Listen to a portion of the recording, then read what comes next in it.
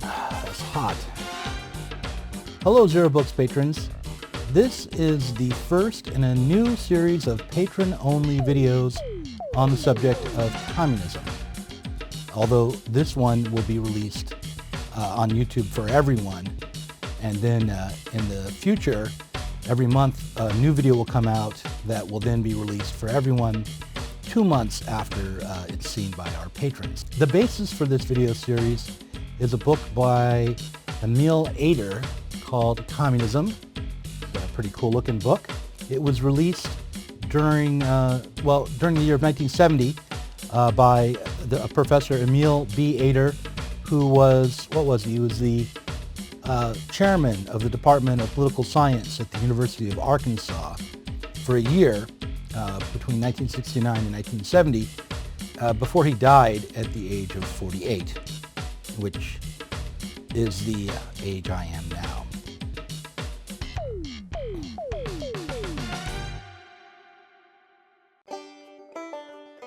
Professor Ader appears to have been a level-headed anti-communist.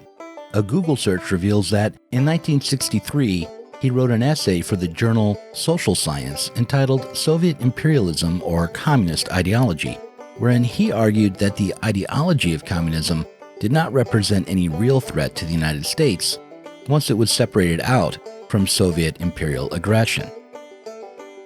This book, Communism, represents his attempt to push past the irrational fears that had gripped the U.S. public and policymakers in order to assess the ideology rationally. It was an attempt to produce a relatively honest and close to comprehensive account of communism from a rational anti-communist perspective. In 1970, anti-communists were faced with a problem, namely the resurgence of homegrown communist movements that in Ader's book he mainly treats as front organizations for a foreign power and a foreign threat. From our post-Cold War perspective, quite a lot of what Ader writes will seem hyperbolic and perhaps even reactionary.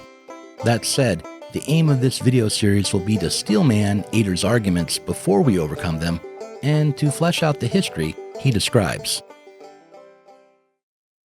Can we overcome Ader's Cold War interpretation of communism? Is there something in the word that is worth reviving and developing further? Obviously, my inclination is to answer in the affirmative, but we'll have to see, to develop an argument, before we can answer the question.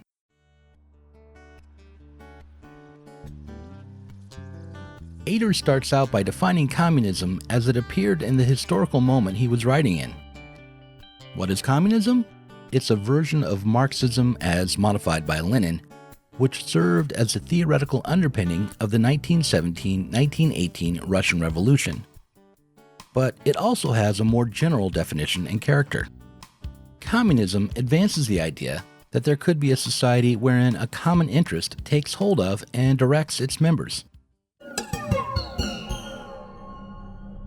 Ader's first historical example of the concept of communism comes from Plato's Republic, a text that he says is in many ways antithetical to the idea of communism, but that does put forward an idea that is somewhat communist in the section that describes Plato's plan for the ruling class.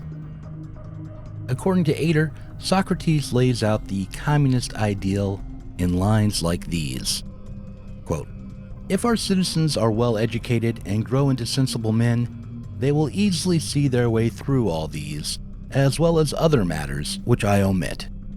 Such, for example, as marriage, the possession of women, and the procreation of children, which will all follow the general principle that friends have all things in common, as the proverb says.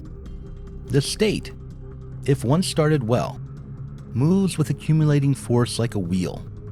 For good nurture and education implant good constitutions, and these good constitutions taking root in a good education improve more and more, and this improvement affects the breed in man as in other animals."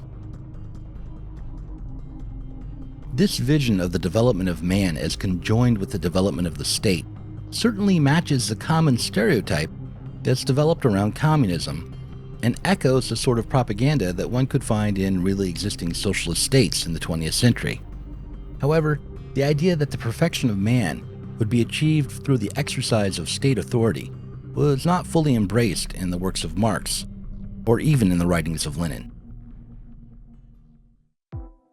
In his critique of a national German daily newspaper column, a critique he wrote in 1842, Marx makes it clear that he will not abide with state censorship put forward in the name of mass education or the betterment of citizens, something Plato's Socrates fully embraced.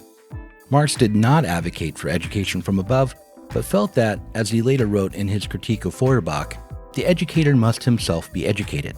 And by this he meant that the educator tasked with providing the understanding necessary to maintain a social order must not separate himself off from society, but participate in a social world composed of freely associating men who work together towards the sort of change that educators are meant to bring to their students.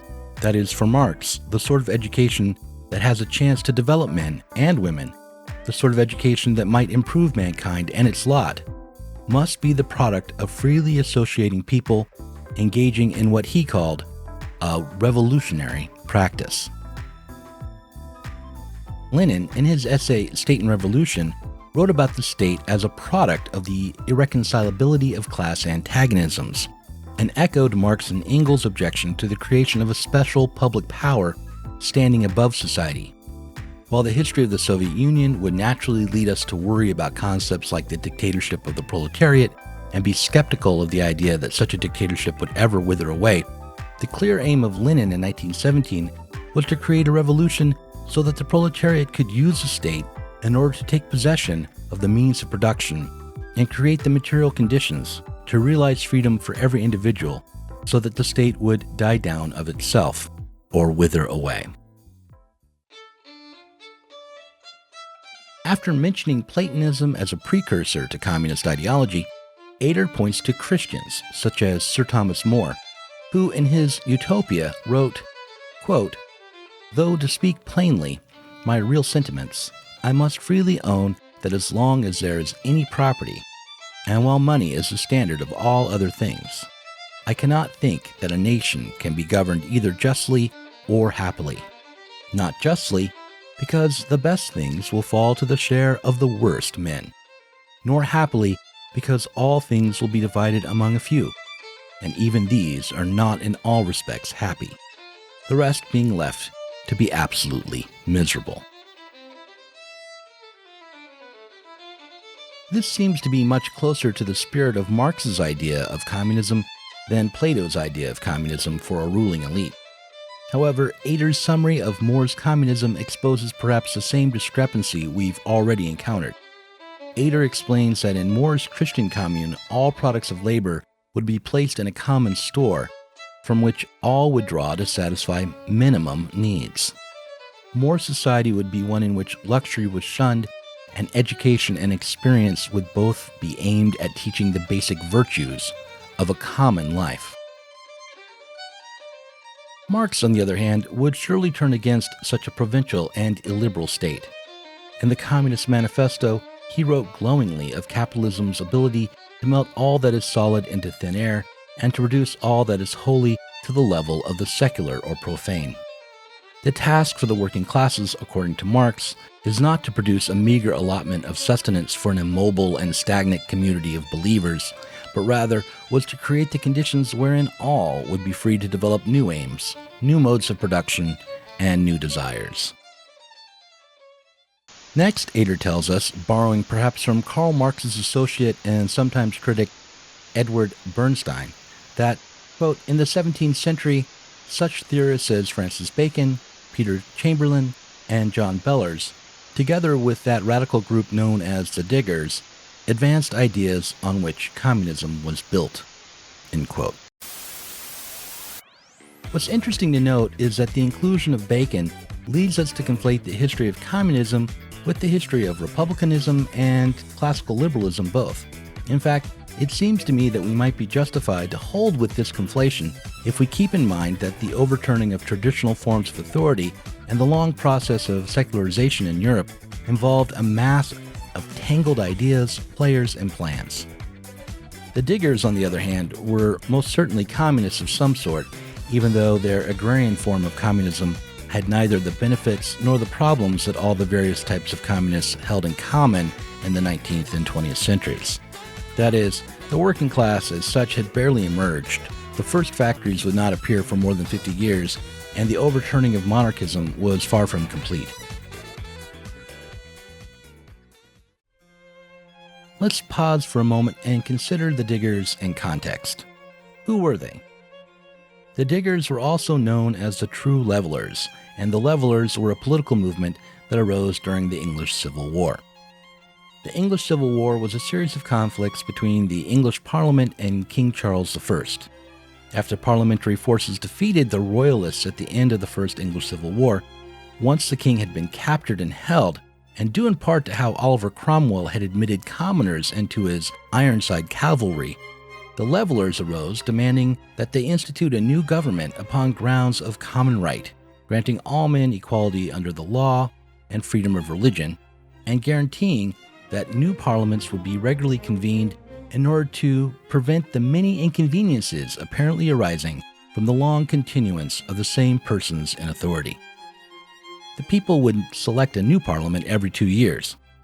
Of course, the gentry in the parliament did not choose to take up the Levelers' demands, and Cromwell managed to quiet these demands coming from the army once the king escaped from the parliament and the Second English War began.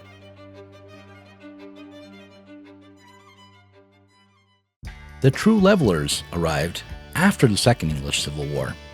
King Charles's attempt to take back his throne with help from the Scots was defeated, and Charles, due largely to pressure from the Levelers and the parliamentary army, was tried for treason and beheaded.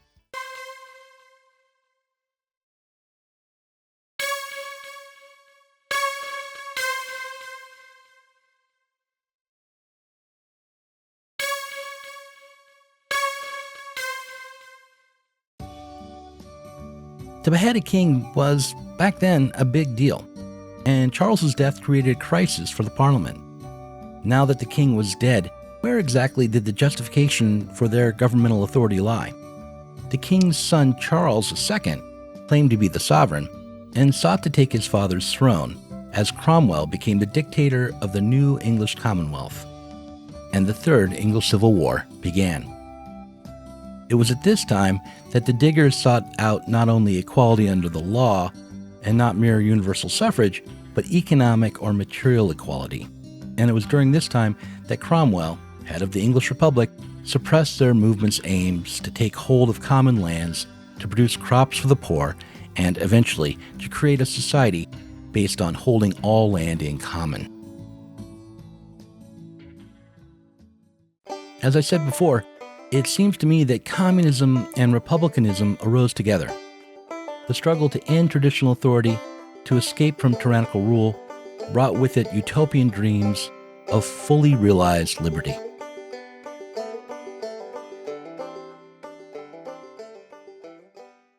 So in the next section of this book, Ader talks about socialist theorists like Fourier and Proudhon.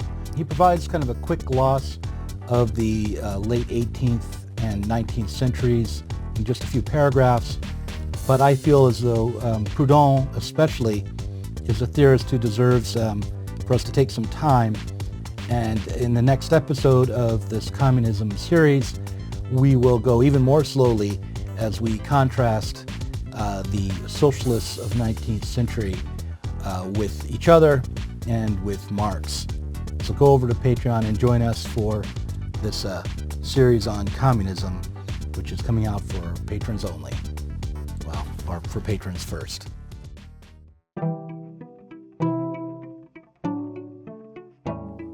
Thanks for watching this Zer0 Books video. If you enjoyed it, subscribe to this channel and click on the notifications bell so that you'll be alerted whenever we release a new video. You should also consider supporting us on Patreon. Our patrons get access to our Inside Zer0 Books podcast every week and can get access to the Zer0 Books book club and help us to continue making online content from the left.